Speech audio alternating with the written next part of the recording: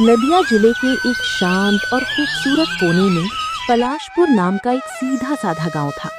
उस गांव में निताई नाम का एक किसान रहता था। निताई दिल का इतना साफ और सीधा था कि उसे दुनियादारी की रत्ती भर भी समझ नहीं थी। सामने वाला जो कह देता वो उस पर आंख मूंद कर भरोसा कर लेता था। लेकिन उसकी पत्नी पारुल बिल्कुल अलग थी। वो जितनी समझदार थी उतनी ही हाजिर जवाब और चतुर भी थी। एक दिन शाम के वक्त जब धूप ढल रही थी, निताई खेत से घर लौटा। उसका चेहरा पूरी तरह उतरा हुआ था, आंखों में आंसू थे और वो सिर पकड़कर चुपचाप चबूतरे पर बैठ गया। रसोई से काम खत्म करके पारुल जब बाहर आई तो पति की ये हालत देखकर चौंक गई। वो तुरंत भागकर उसके पास आई। अरे, क्या बात है जी? आज इतनी उदास क्यों हो? आंखों में आंसू क्यों हैं? खेत में सब ठीक तो है ना? आप इस तरह बच्चों की तरह रो क्यों रहे हैं? आखिर बात क्या है, मुझे बताइए। खेत में तो सब ठीक है पारुल, लेकिन मेरी दुनिया उजड़ गई। हमारी जिंदगी भर की खून पसीने की कमाई मिट्टी में मिल गई। कमाई मिट्टी में मिल गई? इसका क्या मतलब? जरा साफ साफ बताइए ना, हुआ क्या है? हमारी बेटी की शादी के लिए जो 500 सोने के सिक्के हमने बचाकर रखे थे वो चले गए। क्या? लेकिन वो तो अलमारी में लॉकर के अंदर सुरक्षित रखे थे ना? नहीं पारुल, वो अलमारी में नहीं है। पिछले हफ्ते जब तुम अपने मायके गई हुई थी तो मुझे अकेले घर में चोरी का डर लग रहा था। इसलिए मैंने वो सारे सिक्के ले जाकर गांव के सबसे बड़े साहूकार हरिधन जी के पास जमा कर दिए थे। हरिधन के पास? उस लालची भेड़िए के पास आपने पैसे रख दिए? पूरा पलाशपुर जानता है कि वो कितना बड़ा धोखेबाज है। कम से कम रखने से पहले मुझसे तो पूछ लिया होता। तुम घर पर नहीं थी पारुल। मैंने सोचा जब तुम आओगी तो तुम्हें सरप्राइज दूंगा। वो गांव के इतने प्रतिष्ठित और बड़े आदमी हैं, मुझे लगा हमारे पैसे वहां सुरक्षित रहेंगे। लेकिन आज जब मैं उनके घर अपने पैसे वापस मांगने गया तो क्या बोले वो? वो साफ मुकर गए। कहने लगे, कौन से पैसे? तुमने मेरे पास कब रखे थे? कोई गवाह है? कोई कागज है? उन्होंने मुझे धक्के मारकर अपने घर से निकाल दिया और बोले कि चुपचाप भाग जाओ, वरना नौकरों से पिटवा दूंगा। मेरे पास कोई रसीद नहीं है पारुल। मैंने बिना किसी को बताए चुपके से पैसे दिए थे। क्या अब हमारे पैसे सचमुच डूब गए? हमारी बेटी का ब्याह कैसे होगा? मुझसे बहुत बड़ी गलती हो गई, मुझे माफ कर दो। ये आपने बहुत बड़ा अनर्थ कर दिया। आपको असली चेहरे और मुखौटे में फर्क समझ ही नहीं आता। उस हरिधन को अपनी दौलत का घमंड है। वो हमेशा इसी ताक में रहता है कि किसे लूटा जाए। खैर, जो हुआ सो हुआ। अब रोने धोने से कुछ नहीं होगा। तो क्या हम पंचायत बुलाएं पारुल? मुखिया पंचानन जी को सब सच बता दें? बिना किसी सबूत या गवाह के हम पंचायत में भी नहीं जीत सकते। अगर उसने वहां कसम खा ली कि उसने पैसे नहीं लिए तो हम क्या कर लेंगे? इसके लिए हमें कोई दूसरा ही रास्ता निकालना होगा। कहते हैं ना, कांटे को कांटे से ही निकाला जाता है। उस साहूकार का अपना लालच ही अब हमारा सबसे बड़ा हथियार बनेगा। पर तुम करोगी क्या? आप बस अपने ये आंसू पोंछ लीजिए। कल सुबह मैं एक नाटक करने वाली हूँ। आपको बस उसमें मेरा साथ देना होगा।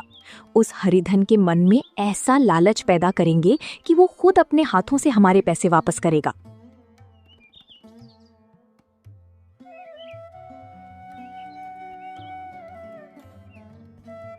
साहूकार हरिधन पूरे इलाके का सबसे अमीर आदमी था, लेकिन मक्खी चूस भी नंबर 1 का था। उसकी पत्नी सुरबाला भी स्वभाव में बिल्कुल उसी की तरह थी। अगले दिन सुबह दोनों अपने घर के ऊंचे चबूतरे पर बैठकर ब्याज का हिसाब किताब लगा रहे थे। देखा सुरबाला, मेरी अक्लमंदी। कल वो सीधा साधा निताई यहाँ आकर अपनी 500 स्वर्ण मुद्राएं मांग रहा था। उसके पास ना कोई गवाह था, ना कोई कागज। मैंने एक ही झटके में उसे भगा दिया और वो 500 सिक्के हमेशा के लिए हमारे हो गए। इस तरह गांव के बेवकूफ लोगों को ठग कर ही मैंने अपनी दौलत दुगनी की है। आपकी चालाकी का तो कोई जवाब ही नहीं है जी। आप इस काम में माहिर हैं। तो फिर उन पैसों से इस बार मेरे लिए सोने का एक सुंदर सा हार बनवा दीजिए। हाँ, बनवा दूंगा। पहले इस साल की फसल का लगान तो आने दे। तभी अचानक निताई वहां आ पहुंचा। उसे देखते ही हरिधन का मुंह सड़ गया और वो बुरी तरह चिढ़ गया। अरे ओ निताई, तू फिर आ गया। कल ही तो तुझे साफ साफ बताया था कि मेरे पास तेरे कोई पैसे वैसे नहीं है। क्यों मेरी जान खा रहा है? जा भाई यहां से भाग। मालिक, ऐसा मत कीजिए। वो मेरी रात दिन की मेहनत की कमाई है, मेरी बेटी की शादी के पैसे हैं। मेहरबानी करके मेरे पैसे लौटा दीजिए। मैं आपके पैर पकड़ता हूं। पैर पकड़ या सिर पटक, जो पैसे मेरे पास है ही नहीं वो मैं तुझे कहां से दे दूं? चुपचाप यहां से जाता है या अपने वफादार नौकर भजहरी को बुलाऊं? नहीं मालिक, मैं जा रहा हूं। लेकिन निताई पूरी तरह वहां से नहीं गया। वो हरिधन की घर की बाहर की ऊंची दीवार के पीछे जाकर छिप गया और अंदर की बातें ध्यान से सुनने लगा। ये सब पारुल की योजना का ही हिस्सा था। उधर चबूतरे पर सुरबाला ने अपने पति से कहा, सुनते हो जी, अगर इस चक्कर में उसने गांव की पंचायत बुला ली तो? अरे भाग्यवान, पंचायत में सबूत की जरूरत होती है। उसके पास क्या है? लोग मेरी बात पर यकीन करेंगे या उस गरीब किसान की? तुम बेकार की फिक्र मत करो।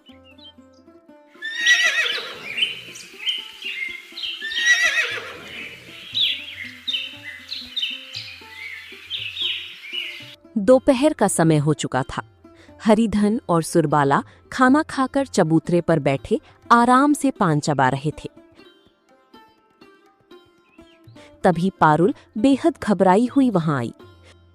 उसकी एक हाथ में पीतल का एक बड़ा कलश था जिसका मुंह कपड़े से कसकर बंधा हुआ था और बगल में उसने एक भारी थैला दबा रखा था। उसके चेहरे पर गहरा डर और रहस्य के भाव थे। मालिक, हरिधन मालिक, रक्षा कीजिए। अब कौन है भाई? ओहो, तो तू निताई की पत्नी है। क्या बात है, पति के बाद अब पत्नी लड़ने आई है क्या? मैं पहले ही कह चुका हूं कि मेरे पास कोई पैसे नहीं हैं। अरे राम राम, धीरे बोलिए मालिक, दीवारों के भी कान होते हैं। मैं यहाँ आपसे कोई पैसा मांगने नहीं आई हूँ। मैं तो एक बहुत ही जरूरी काम से आई हूँ। अब इस पूरे गांव में बस आप ही हमारा आखिरी सहारा बचे हैं। ये सुनते ही हरिधन और उसकी पत्नी के कान खड़े हो गए। ऐसा क्या काम है? और तेरे हाथ में ये भारी कलश और थैला कैसा है? बात यह है कि कल ही मेरे मायके से मेरा भाई आया था। मेरे पिताजी मरने से पहले मेरे हिस्से के रूप में कुछ बहुत कीमती पुश्तैनी सोने के गहने और चांदी की सिक्के दी गई थी। अगर इनकी कीमत देखी जाए तो ये लगभग 1000 सोने के सिक्कों के बराबर होगी। 1000 सोने के सिक्के? सच में? हाँ मालिक, मैं झूठ क्यों बोलूंगी। लेकिन मुसीबत ये है कि मेरे पति निताई बहुत ही सीधे हैं। अगर ये सब मैं उनके हाथ में दे दूं तो या तो वो किसी को दान कर देंगे या कहीं खो देंगे। अभी हाल ही में देखिए ना, किसी साहूकार के पास अपनी बेटी की शादी के 500 सिक्के रखकर गवा बैठे। किसी ने उन्हें धोखा दे दिया। इसलिए मुझे बहुत डर लग रहा है। हरिधन ने मन ही मन सोचा, अच्छा तो ये मेरे ही बारे में बात कर रही है।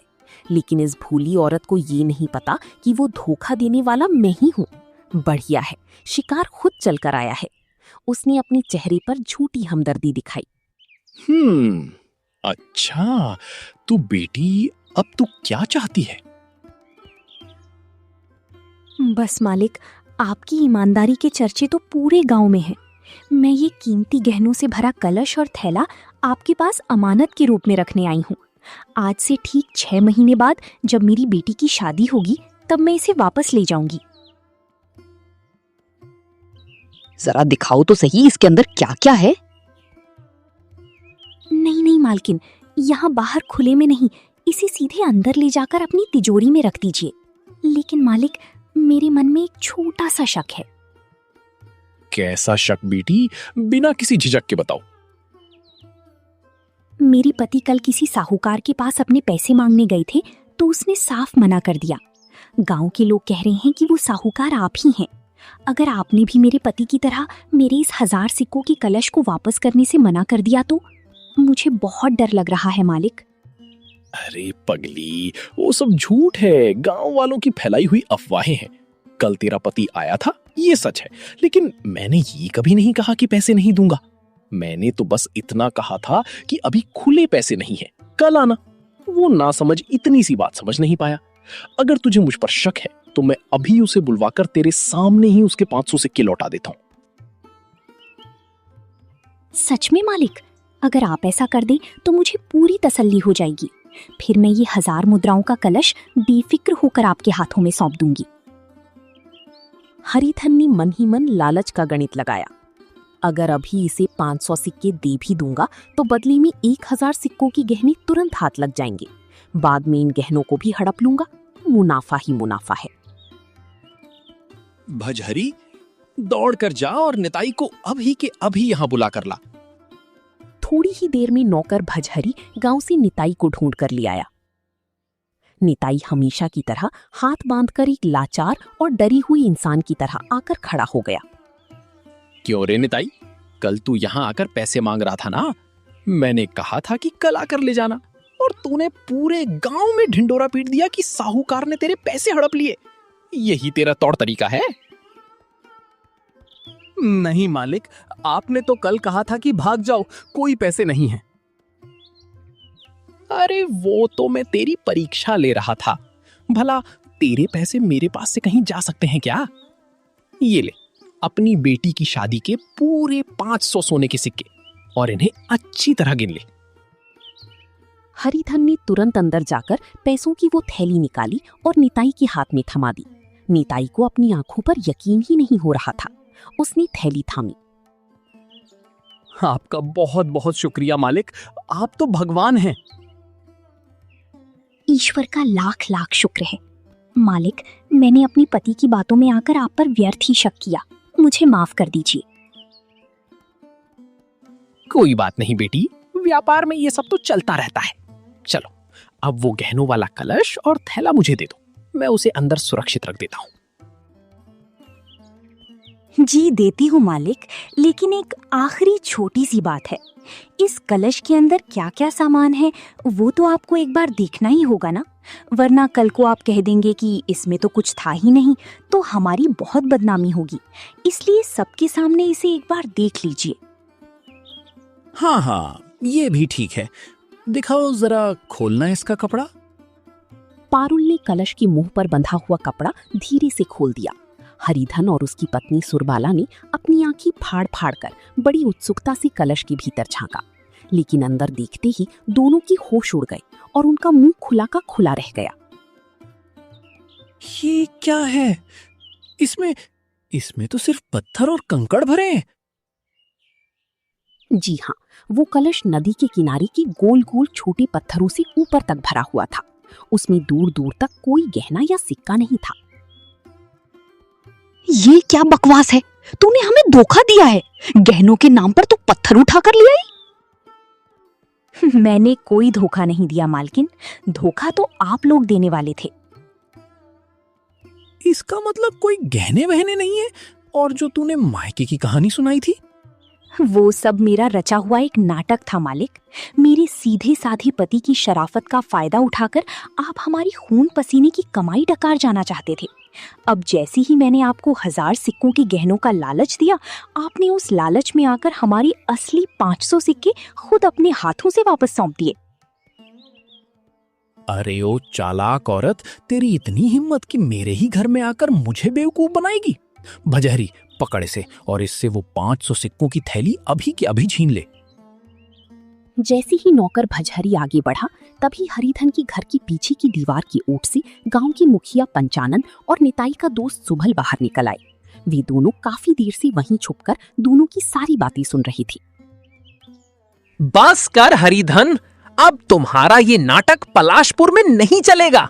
तुमने खुद अपने मुंह से सबके सामने ये कबूल किया है कि निताई के पैसे तुम्हारे पास थे। लालच में आकर ही सही तुमने पैसे वापस भी कर दिए। अब अगर तुमने दोबारा इनसे पैसे छीनने की कोशिश की तो हम चुप नहीं बैठेंगे, हम सीधे पुलिस में रिपोर्ट दर्ज करवा देंगे। हाँ साहूकार, हमने तुम्हारी सारी बातें अपने कानों से सुन ली हैं। भाभी पारुल ने हमें सुबह ही अपनी योजना बताकर यहाँ छुपा दिया था ताकि तुम्हारी सारी पोल खुल सके। ये सुनते ही हरिधन और सुरबाला की बोलती पूरी तरह बंद हो गई। उन्हें अच्छी तरह समझ आ गया था कि उनका अपना ही लालच आज उनकी गले की फांस बन गया है। 1000 सिक्कों के चक्कर में हाथ में आई हुई 500 सिक्के भी चले गए, जो कि असल में निताई के ही थे। मुझे माफ कर दीजिए पंचानन जी, लालच में आकर मेरी अक्ल मारी गई थी। अब आगे से कभी ऐसा नहीं करूंगा।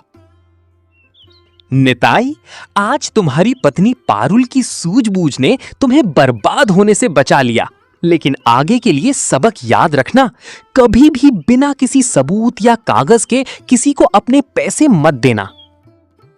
इस घटना के बाद निताई और पारुल अपने पैसे लेकर खुशी खुशी अपने घर लौट गए।